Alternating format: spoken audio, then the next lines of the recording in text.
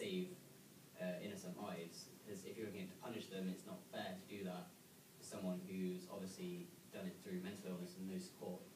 Whereas if you're doing it to save innocent lives, then it could be considered heroic in some cases. But if a mentally ill criminal is convicted, they would have to be put into a psychiatric ward. But at the same time, would be high security. If they say they were a murderer, in which case they would get far more attention and support if they were in a psychiatric ward than they would do if they were in death row. And I would argue that they're actually safer if they're being supported and looked after than if they've been put in a cell and told you're going to die. That would, it's enough to push someone over the edge, and they could end up attacking other people whilst even going through the system. Whereas you could possibly have not killed people and actually save the person who's committed the crime from doing it again. Committing them to a psychiatric ward. What would you say about those people that you can't save, though, that wouldn't be willing to go through the psychiatric help? I think that there are some people that you can't rehabilitate. There are some mentally ill patients who are too far gone to be allowed back into public life. But I still don't believe that you can justify killing them because it makes other people safer. Because, in effect, you have then become the danger. If you are then killing people because for the excuse of making people safer, then who's the next target? Anyone who has a gun could possibly be a murderer. So do you then take that? So would you say they then should have a life in prison then? I wouldn't put them in a prison. I'd put them in a intense psychiatric ward, which wouldn't be the same as a prison society because they would have constant support. but would it be at the same length as prison? Because, for example, someone in my city back home, he murdered both his children 3-4 years ago, and he was considered a mental ill patient.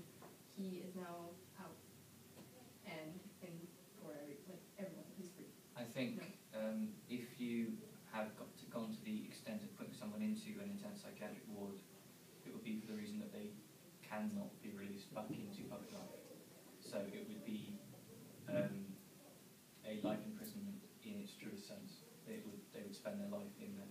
So what would be the point of that? Because they're going to die in pretty much a jail where they can't get out. So if they're trapped, they're in a They'd be room all able day. to live their life in a positive environment.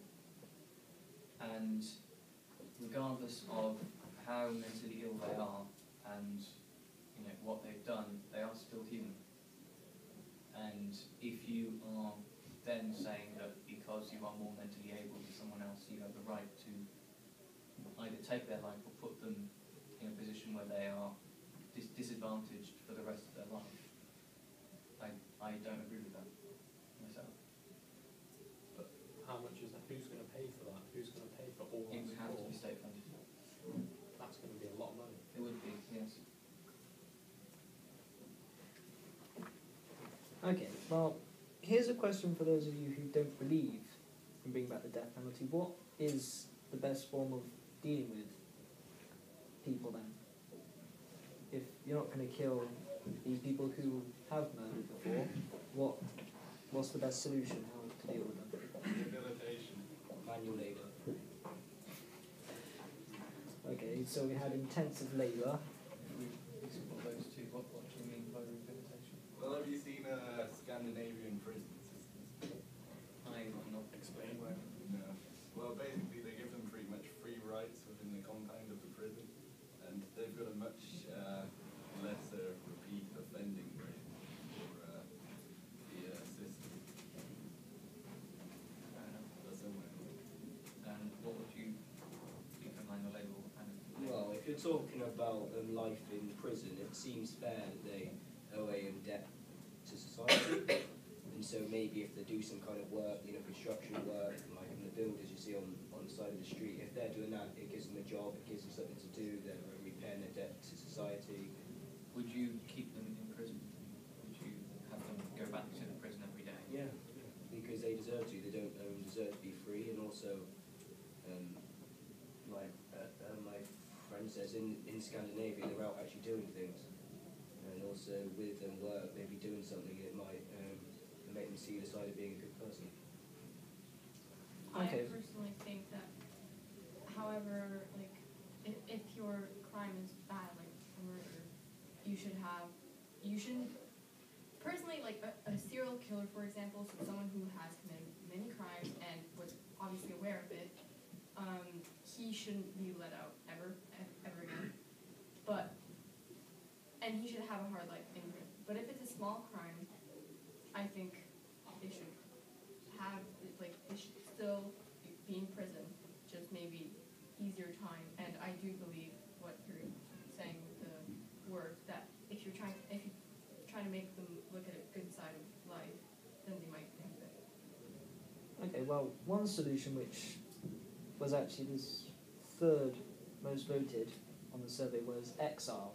So going back to what we would have done in the olden days, sent all our criminals to Australia or another country. Do you think, any of you think that could be a solution to the problem? Where are we going to put them now? Can't really put them anywhere.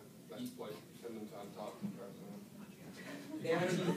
They have places in Iceland where they actually have towns consisted of people to help the murderers, and they've had a 99% success rate where most of the murderers and convicts don't actually do the crimes anymore, and they've been taught a trade, so they actually have a future.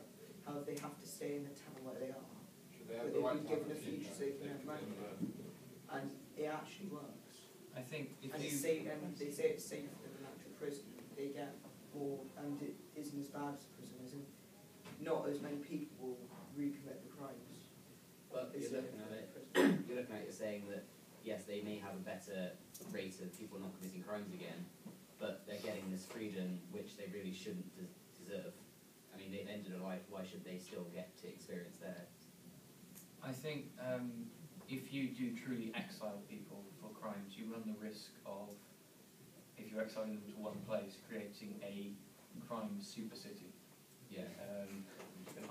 And that would be detrimental to any country, because it would effectively create a small criminal country inside the country itself.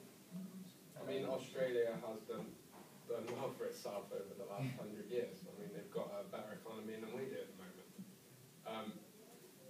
But was that actually stemmed from criminals getting over what they had done? Or was it just the fact that life finds a way and just built on top of it? I think part of it was the infrastructure that was left behind after the exile process had been abandoned by Britain. I do think that Australia is a lucky case in that they managed to reform and build a society from what was effectively a society of criminals. But I noticed that Australia has very, very stringent rules on what it will now allow into the country, what they're allowed to do whilst in the country, and the kinds of things that they're looking for. And I think that whilst we couldn't do that across the globe because it would cause massive problems for immigration and the quality of life of everyone on the planet, it's a good example of how a country limiting who it takes in affects who it gives out.